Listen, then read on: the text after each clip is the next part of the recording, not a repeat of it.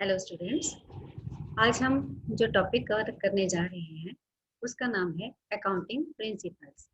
Business में कुछ ऐसे प्रिंसिपल्स होते हैं जो हर किसी को एक्सेप्टेबल है।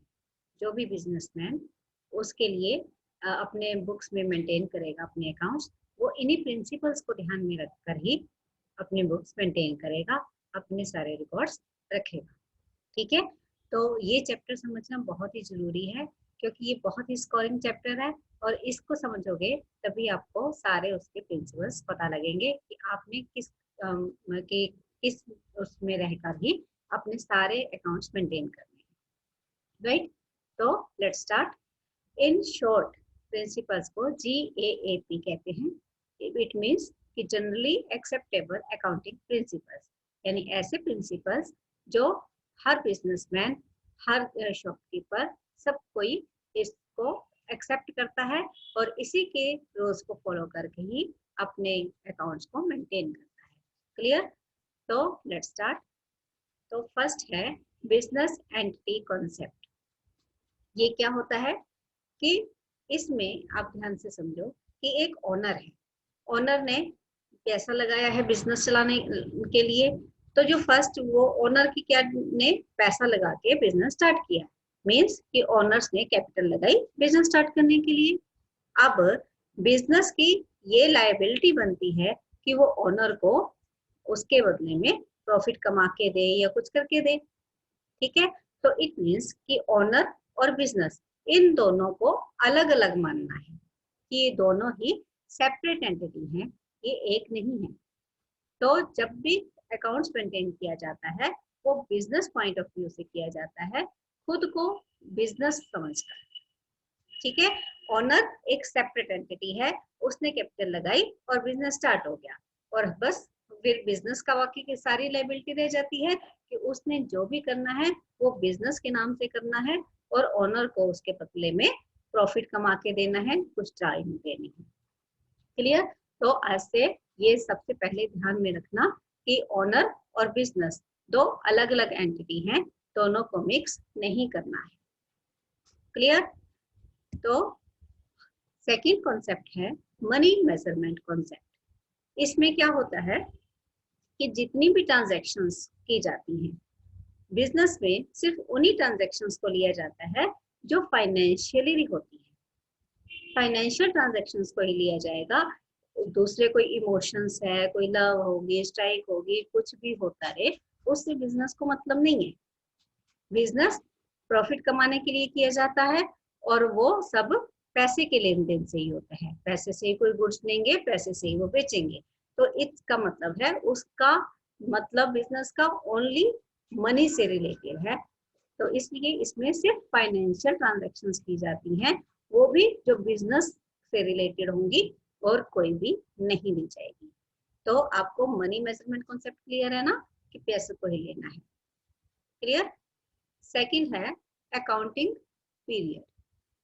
अकाउंटिंग पीरियड को क्या कहा गया है कि वैसे तो लॉन्ग टर्म अकाउंट बिजनेस चलता है कोई, लेकिन एक पीरियड माना जाता है कि हमने एक साल का एक पीरियड है, मान लो जनवरी से स्टार्ट होके 31 दिसंबर तक, या फिर 1 अप्रैल से स्टार्ट होकर नेक्स्ट ईयर के 31 मार्च तक का पीरियड लिया जाता है, जिसमें कि एक साल के अंदर जो जो बिजनेस में हुआ है वो सारे का सारा रिकॉर्ड ही मेंटेन किया जाएगा और हर साल ये देखा जाएगा कि हमने उस बिजनेस में आखिर किया क्या, हमें वो करके कुछ प्रॉफिट हुआ या लॉस हो रहा है, क्या हो रहा है, सारा कुछ उसमें देखा जाएगा।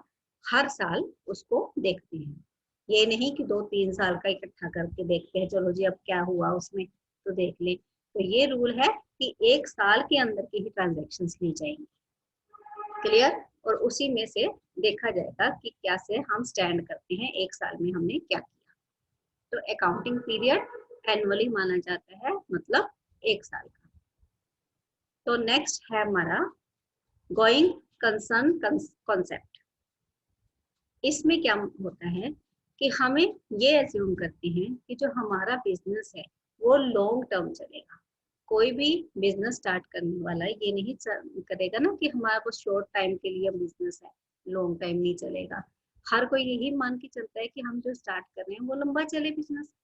तो इसलिए उसमें जो भी हम खरीदते हैं, कोई एसेट लिए, कुछ लिया, तो हम उसकी एक एज निकालते हैं कि अगर हमने कोई एसेट परचेज की है, ठीक है, कोई फर्नीचर लिया है, मशीनरी ली है, आखिर ये कितने साल तक चलेगी, एक एस्टिमेट लगा लिया जाता है। आप कोई न्यू बाइक लेते हो तो उसका आपको लगता है ना कि इतने साल तक इसकी एज है, ये इतने साल बाद ये खत्म हो जाएगी, ज्यादा उसमें मतलब जान नहीं बचती कि हम उसको और ज्यादा चला सके। इसी तरह जो बिजनेस है उसमें भी जो मशीनरी वगैरह जैसे कोई भी एसेट लगाई है हमने, तो उसकी एक एस्टिमेटेड लाइफ हम एज्यूम कर लेते हैं कि ये मशीनरी 5 साल चलेगी या 10 साल चलेगी, ठीक है। अब जितने ईयर्स की हमने उसकी एज निकाली है, उतने ईयर्स में हम उस मशीनरी की टोटल कॉस्ट को डिवाइड कर देते हैं, ठीक है। जैसे एग्जांपल हमारे सामने है कि एक मशीनरी हमने 50,000 की खरीदी है, क्लियर, और हमने ये एस्टिमेट लगाया है कि ये मशीनरी 5 साल तक चलेगी, इसके बाद उसकी लाइफ खत्म हो जाएगी, काफी पुरानी हो जाएगी, वो उतनी प्रोडक्टिविटी नहीं कर सकती। तो इसका मतलब उस मशीन की जो एज है वो इतने ईयर्स है, उसके बाद हम उसका यूज उतना नहीं कर पाएंगे। तो हमने उसकी एज मान ली 5 साल। तो 50,000 की अगर हमने परचेज की और 5 साल तक हमने एज एज्यूम की उसकी, तो उसको 5 साल में हमने डिवाइड कर दिया। इट मीन्स कि 1 साल में हमारी जो वैल्यू है मशीन की वो तकरीबन 10,000 तक कम हो गई। ये हमने डिवाइड करके निकाल लिया, ठीक है। 1 साल 10,000 कम हुई, यानी ईयर के एंड तक नेक्स्ट ईयर में जब हम पहुंचेंगे तो उस मशीन की जो वैल्यू बची वो 40,000 की बची। अब उसके बाद नेक्स्ट ईयर में 2 साल हो जाएंगे तो और 10,000 कम हो जाएंगे, इस तरह 3 साल होंगे तो और कम हो जाएंगे। इसी तरह करते करते 5 सालों में उस मशीन की वैल्यू खत्म हो जाएगी, ठीक है। तो जब हम कोई एसेट परचेज करते हैं तो उसकी एक एस्टिमेटेड लाइफ निकाल ली जाती है, क्लियर। इसी को कहेंगे गोइंग कंसर्न कॉन्सेप्ट, ओके। तो हमारा जो नेक्स्ट टॉपिक है वो है कॉस्ट कॉन्सेप्ट। अब ये क्या होता है, ठीक है बच्चों, ध्यान से समझना, किसी डेफिनेशन के चक्कर में मत रहना, समझोगे तो ही कर पाओगे, ठीक है। तो कॉस्ट कॉन्सेप्ट में क्या है कि एक हमने मशीन ली 50,000 की, तो क्या वो 50,000 की है? नहीं। क्यों नहीं? क्योंकि उसके ऊपर भी तो हमने खर्चा किया है, उसको हम यहाँ अपने बिजनेस तक पॉइंट तक लेकर आए हैं, कहीं दूर से लेकर आया तो हमने ट्रांसपोर्ट के भी खर्चा किया है उस पे, और उसको हम आग ला के अपने बिजनेस में एस्टेब्लिश कर रहे हैं, तो लगाने का भी तो खर्चा आता है, उसके ऊपर और छोटे मोटे खर्चे आ जाते हैं। अब उसकी हम इंश्योरेंस भी करवा लेते हैं, ठीक है। तो ये सारी की सारी चीजें मिलकर जो एक्स्ट्रा जो खर्चे करते हैं ना हम उसके ऊपर, वो सारे भी उसको मशीन जैसे लिए तो उसकी कॉस्ट में ये सारे खर्चे भी इंक्लूड होंगे, ठीक है। तो इसे 50,000 की हमने खरीदी और हमने ट्रांसपोर्ट के, इंश्योरेंस के और वेजेस के सब छोटे छोटे और खर्चे किए, तो उन सबको भी ऐड करके एग्जाम्पल में आपको शो किया गया है कि टोटल कॉस्ट जो मशीन की बनी वो 51,600 की बनी, 50,000 की नहीं। तो जब हम इसको अपने बुक्स में एसेट के रूप में लिखेंगे मशीनरी को, तो इसकी वैल्यू हम लिखेंगे 51,600, यानी हमने इसके ऊपर खर्चा भी किया है। तो इसकी कॉस्ट हमें कितनी पड़ी? 51,600 की, ठीक है। तो नेक्स्ट हम करते हैं ड्यूअल एस्पेक्ट कॉन्सेप्ट। अब ये क्या है ड्यूअल? आपको नाम से थोड़ा लग गया होगा, दो। तो दो एस्पेक्ट्स लिए जाते हैं बिजनेस ट्रांजैक्शन में, एक डेबिट और दूसरा क्रेडिट। जितना अमाउंट हम डेबिट करेंगे उतना ही हम क्रेडिट करेंगे।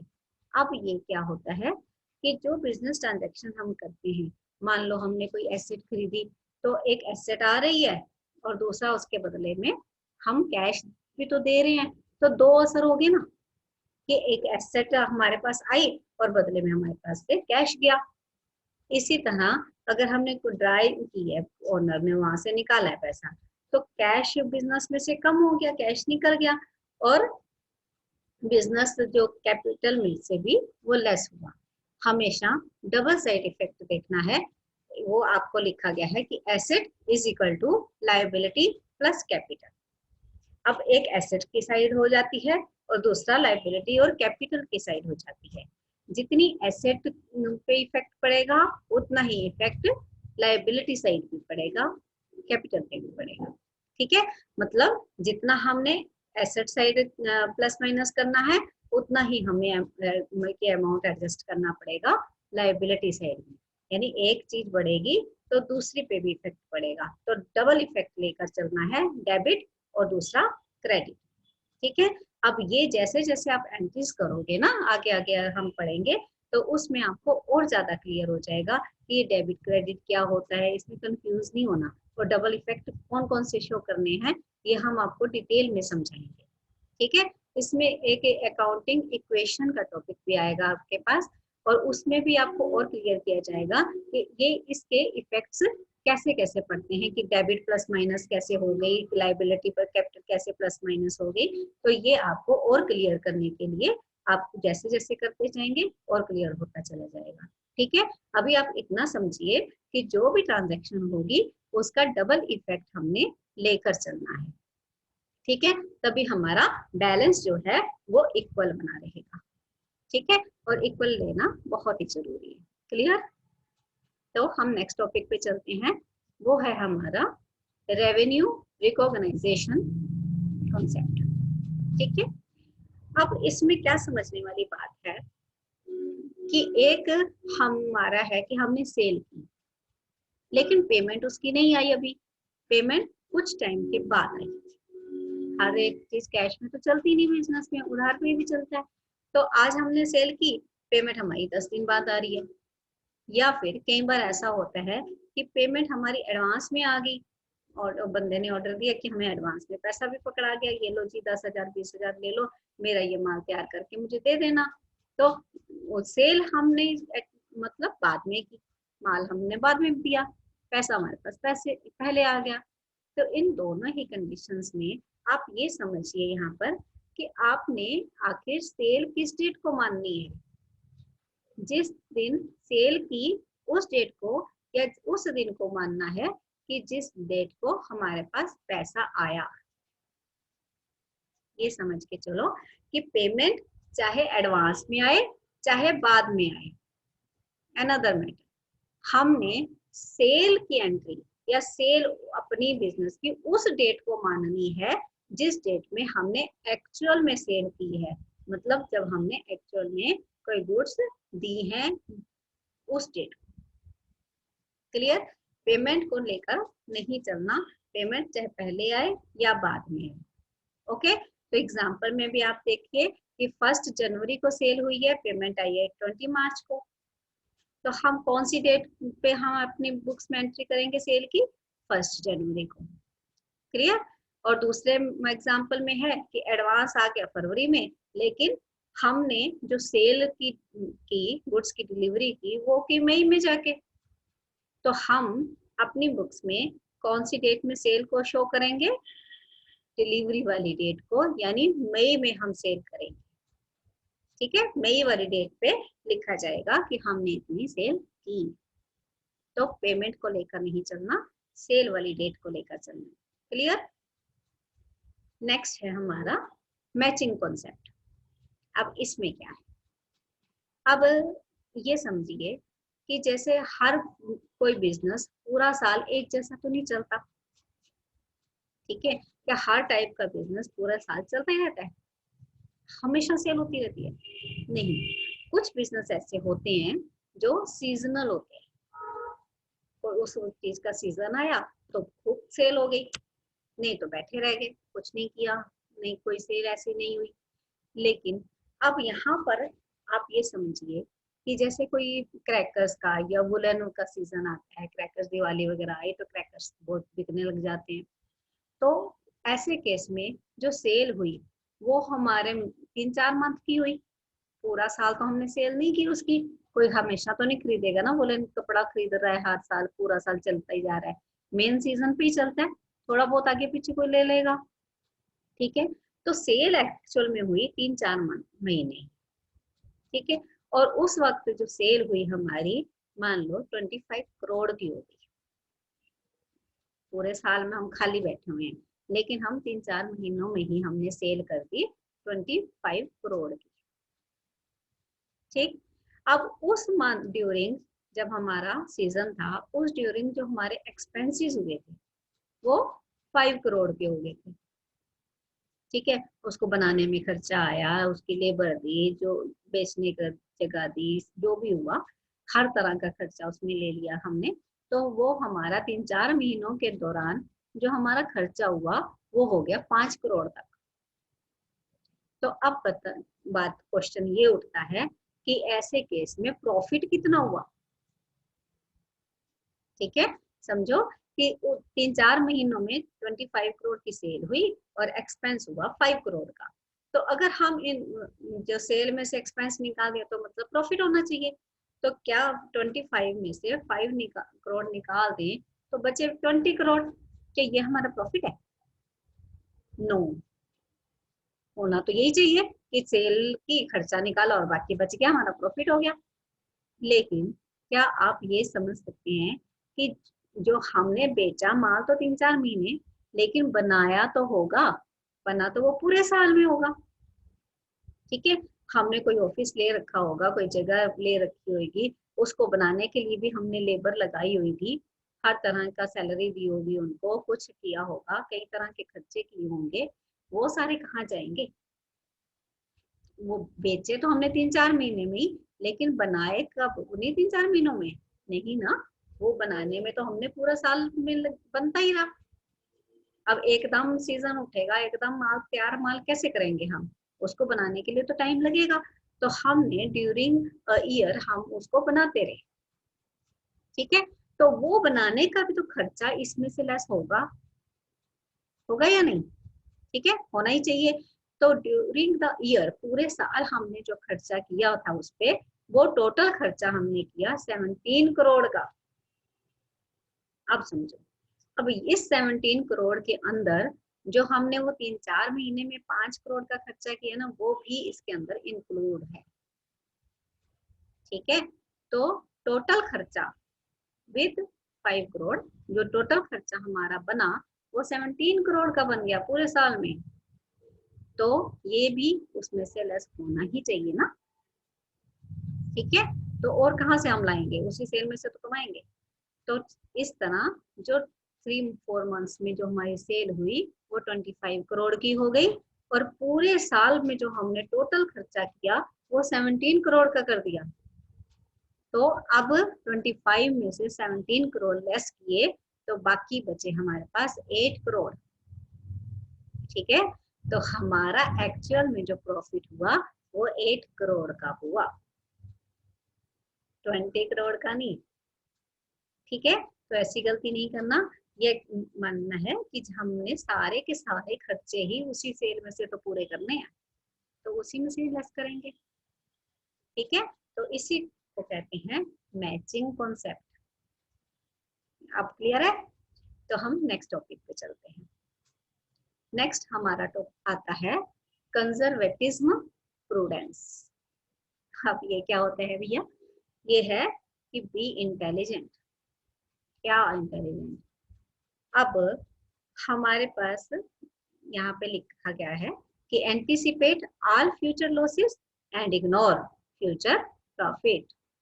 मतलब अब कई तरह के ऐसे खर्चे एकदम से आ जाते हैं लाइफ में, और इसी तरह की जो हमने सोचे नहीं होते, आते हैं ना लाइफ में ऐसे खर्चे। इसी तरह बिजनेस में भी ऐसे खर्चे कई बार आ जाते हैं जो हमने सोचे ही नहीं होते, ठीक है, अचानक से आ जाते हैं। जैसे कोई हमने किसी को माल तो दिया था लेकिन उसने पैसे ही नहीं दिए, तो वो पैसे डूब गया ना।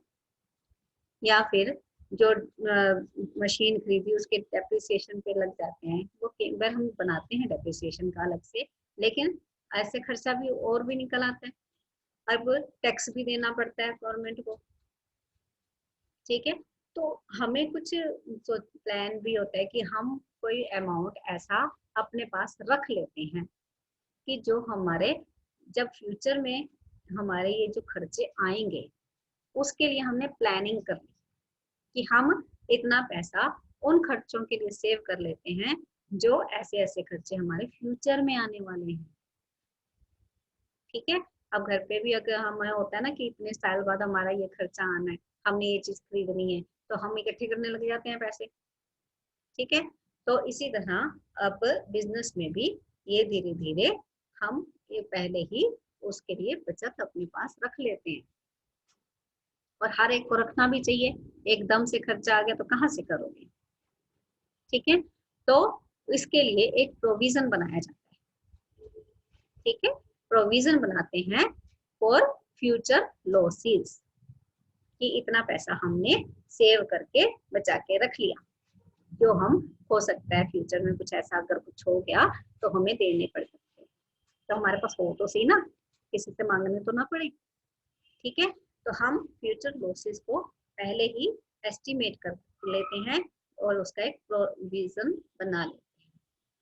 ओके, और लेकिन जो फ्यूचर प्रॉफिट हो जाए ऐसा कुछ, तो उसको तो हम लेके नहीं चलेंगे, हाँ भाई प्रॉफिट हो ही जाएगा, वो तो चांस है होगा या नहीं होगा, तो उसको हम नहीं सोचेंगे, उसको इग्नोर कर देंगे। हम ध्यान रखेंगे फ्यूचर में बाय चांस होने वाले लॉसेस का। क्लियर, तो इसी को कहने नाम दिया गया है कंजर्वेटिज्म प्रूडेंस। क्लियर, तो इंटेलिजेंट बच्चे जो होते हैं वही तो इकट्ठा करके रखते हैं बचत करके। तो हमारा नेक्स्ट जो हम समझेंगे वो है मटेरियलिटी कॉन्सेप्ट। अब मटेरियलिटी कॉन्सेप्ट में क्या होता है कि only those information should be disclosed that have material effect and relevant to the user. अब इसका क्या मतलब है कि ऐसा है कि जैसे मान लो कि कोई रिच है, कोई पुअर है, कोई नॉर्मल है, हर तरह के लोग होते हैं। किसी के लिए 100 रुपए की वैल्यू बहुत ज्यादा है, ठीक है, और किसी जो रिच है काफी, उसके लिए 100 रुपए क्या मायने रखता है, कुछ भी नहीं। ठीक है, तो मीडियम के लिए नॉर्मल है। अब आप अपनी क्लास में ही देख लो, जो जो बच्चे हैं वो हर एक के लिए उस मनी की वैल्यू अलग अलग है। कई बच्चे हैं कि एकदम ऐसे खर्च देंगे 100 रुपया, लेकिन कुछ होंगे थोड़ा सोचेंगे ना कि नहीं मुझे और कुछ भी करना है तो मैं ना खर्चूं इतने पैसे, कम से कम पे खर्च चला लो खर्चा अपना। तो इसी तरह जो बिजनेस में भी ऐसा होता है कि कुछ छोटे मोटे खर्चे ऐसे होते हैं जो कई लोग इग्नोर कर देते हैं, क्योंकि उनके लिए उनकी इतनी वैल्यू नहीं है, छोटा मोटे खर्चा हो गया कोई बात नहीं छोड़। लेकिन कुछ के लिए उसी खर्चे की वैल्यू होती है, भाई इतना मैंने खर्च किया, उसके लिए तो 100 रुपये भी बहुत है। तो अब यहाँ पर ये देखा जाता है कि जिस पर्सन के लिए जितनी वैल्यू है मनी की, ठीक है, तो जिसके लिए वो खर्चा मायने रखता है वो खर्चा तो वो अपनी बुक्स में रिकॉर्ड करेगा। लेकिन अगर ये छोटे मोटे खर्चे किसी बिजनेस के लिए ज्यादा मायने नहीं रखते, कोई नॉर्मल है छोटा मोटा चाय वाय पिला दी किसी को चलेगा, तो वो उसको रिकॉर्ड नहीं करता, या फिर ऐसे छोटे मोटे खर्चे को वो इकट्ठा करके वो इकट्ठा एक रिकॉर्ड बना लेते मिसलेनियस करके। ठीक है, तो उसके लिए ये जरूरी नहीं है कि हर छोटी से छोटी खर्चा लिखना ही पड़ेगा। ठीक, जितनी वैल्यू किसी के लिए उस ट्रांजैक्शन की है वो उस हिसाब से कर सकता है। ठीक, छोटा मोटा छोड़ा भी जा सकता है, छोटा मोटा बिल्कुल। तो इसी को कहेंगे मटेरियलिटी कॉन्सेप्ट। राइट, क्लियर है। नेक्स्ट जो हम कर रहे हैं वो है बेसिस ऑफ अकाउंटिंग। अब ये क्या है कि एक होता है कैश बेसिस और दूसरा होता है एक्रूअल बेसिस। मीन्स कि ऐसी ट्रांजैक्शंस जो ओनली कैश पे ही की जाए वो होती हैं कैश बेसिस, और कुछ ट्रांजैक्शंस ऐसी होती हैं जो उधार पे की जाती हैं, क्रेडिट पे की जाती हैं, इसी को कहते हैं एक्रूअल बेसिस। ठीक है, कि कैश में भी हो सकती हैं इसमें और क्रेडिट में भी हो सकती है। तो बिजनेस में कौन से बेस पे ट्रांजैक्शंस की जाती हैं, क्या ओनली कैश ट्रांजेक्शन्स करके बिजनेस को पता है? नहीं ना, उसमें तो कुछ ना कुछ क्रेडिट चलता ही रहता है। कई बार कुछ क्रेडिट माल लेना पड़ता है, किसी को क्रेडिट में देना पड़ता है, उधार दिया, ये तो बिजनेस में चलता ही रहता है। ठीक है, आज ले लिया माल, पेमेंट कुछ दिन बाद जाएगी, या पहले पेमेंट कर दिए बाद में कर दिए तो चलेगा ना। सिर्फ कैश पे होना पॉसिबल नहीं हो पाता बिजनेस में। तो जो बिजनेस है वो रन ऑन एक्रूअल बेसिस, मतलब कैश में भी और क्रेडिट में भी चलता है। तो इन दोनों को ही लेकर बिजनेस में ट्रांजेक्शन्स की जाती हैं। ओनली कैश पे करना ज्यादा पॉसिबल नहीं हो पाता। ओके, तो आगे है फुल डिस्क्लोजर प्रिंसिपल्स। अब इसमें क्या है कि जितनी भी इंफॉर्मेशन है रिलेटेड टू इकोनॉमिक अफेयर, मतलब जितनी भी पैसे से या बिजनेस की जितनी भी ट्रांजेक्शन्स फाइनेंशियली रिलेटेड हैं, उन सब के सबको हम इसमें शो करेंगे। फाइनेंशियल स्टेटमेंट्स जो बनाएंगे हम, ट्रायल बैलेंस बनाएंगे, बैलेंस शीट बनाएंगे, प्रॉफिट एंड लॉस अकाउंट बनाएंगे, उसमें जितनी भी ट्रांजेक्शन्स हुई हैं वो हम शो करेंगे ही करेंगे। ठीक है, उसका ये नहीं है कि हमने वो छुपा ली या कुछ कर ली, हमने सारे की सारी शो करनी हमारे पास जरूरी हो जाती है। हम कुछ छुपा लेंगे तो वो तो फ्रॉड हो गया ना, गवर्नमेंट को तो सारे रिकॉर्ड देने हैं। ठीक है, तो हम पूरा रिकॉर्ड मेंटेन करेंगे, फुल डिस्क्लोजर करेंगे, राइट। तो हम इसी के साथ वो तो हमारा खत्म हो जाता है अकाउंटिंग प्रिंसिपल्स। और आई होप कि आपको उसका क्लियर हो गया होगा। और हम जो अपना नेक्स्ट टॉपिक करेंगे वो होगा accounting process and its types. I hope कि वो भी आप जरूर देखोगे। क्लियर? और कहीं पे अगर आपको डाउट होता है ना तो उसको कमेंट बॉक्स पे लिख देना, तो मैं उसको आपको क्लियर करवाने की पूरी कोशिश करूंगी। और अगर आपको नहीं पसंद आ रहा कुछ तो आप नेगेटिव कमेंट भी कर सकते हैं। Clear? Okay, thank you so much, bye.